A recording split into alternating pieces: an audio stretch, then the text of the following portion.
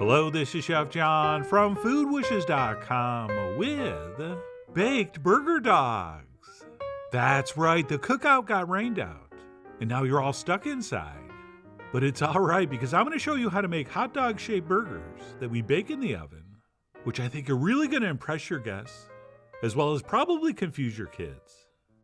And to get started, we're going to take the finest, freshest ground beef you can find, and we're going to season it with some salt, as well as some freshly ground black pepper, plus a little pinch of garlic powder. No, not garlic salt, garlic powder. Then we'll also add a few dashes of Worcestershire sauce, which has been making beef taste beefier since 1837. And no, I was not paid to say that, although I'd like to be.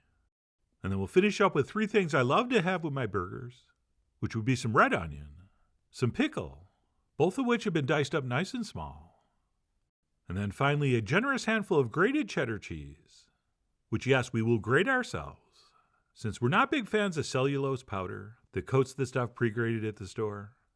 So unless you're part termite, do it yourself.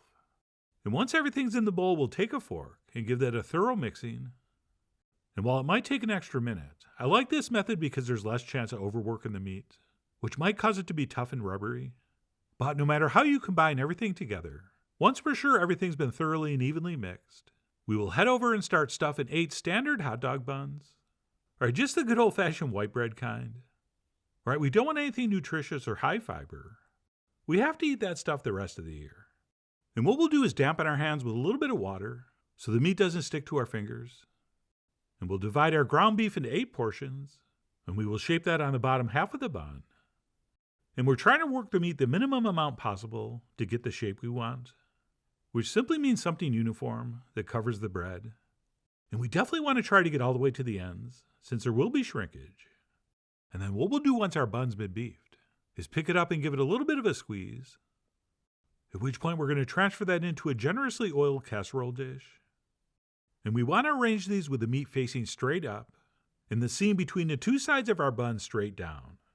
And if you use one of these large deep baking dishes, which are normally around 15 by 10 inches, we'll be able to snuggle together 8 of these nice and cozy.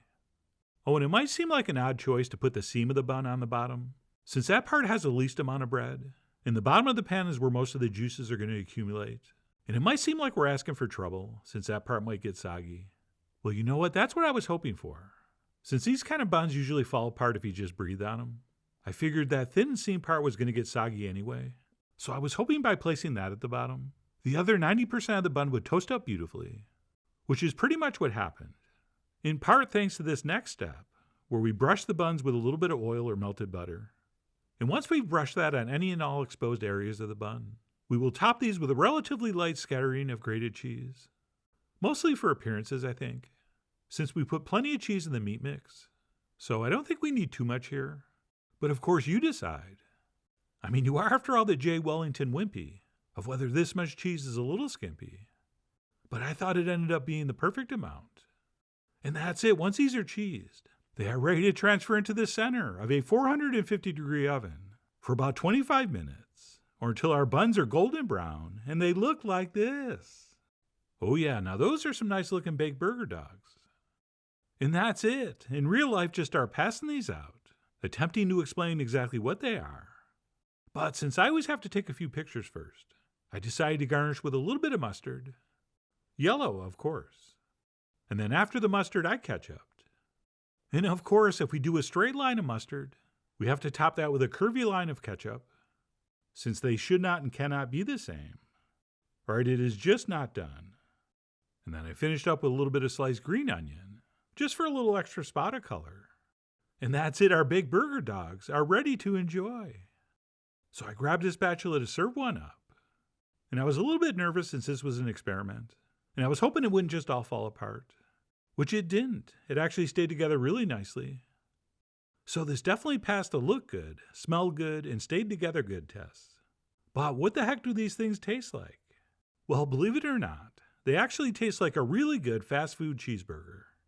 Which, yes, is a thing. And then texturally, the meat was really nice and tender. And even though we really didn't have any filler in here, the texture was actually kind of similar to meatloaf, which for me is a good thing, because I do enjoy a hot meatloaf sandwich. But the real pleasant surprise here, texturally speaking, was the bun. Yes, the thin part of the seam was very moist, but other than that 1/4 to a 1/2 inch strip along the bottom, the rest of the bun was pretty much perfect and beautifully toasted and a little bit crisp on the edges, which made for a very, very enjoyable burger dog experience. And sure, by baking these, we don't get that crusty sear in the pan or on the grill, but that's okay because there's actually a fast food burger chain called White Castle that has a very large, very loyal cult following, and they actually steam their hamburger on top of diced onions, and then they put it on some basic beef buns like we did. And if you are a fan of the White Castle burger, you are going to love these, since both the taste and texture are very similar. And for an experiment, I could not have been happier with how these came out. And whether you do make these because your cookout got rained out, or you just want to impress your guests with something different, or like I said, thoroughly confuse the kids, no matter your reason, I really do hope you give these a try soon. So please follow the links below for the ingredient amounts, a printable written recipe, and much more info as usual. And as always, enjoy.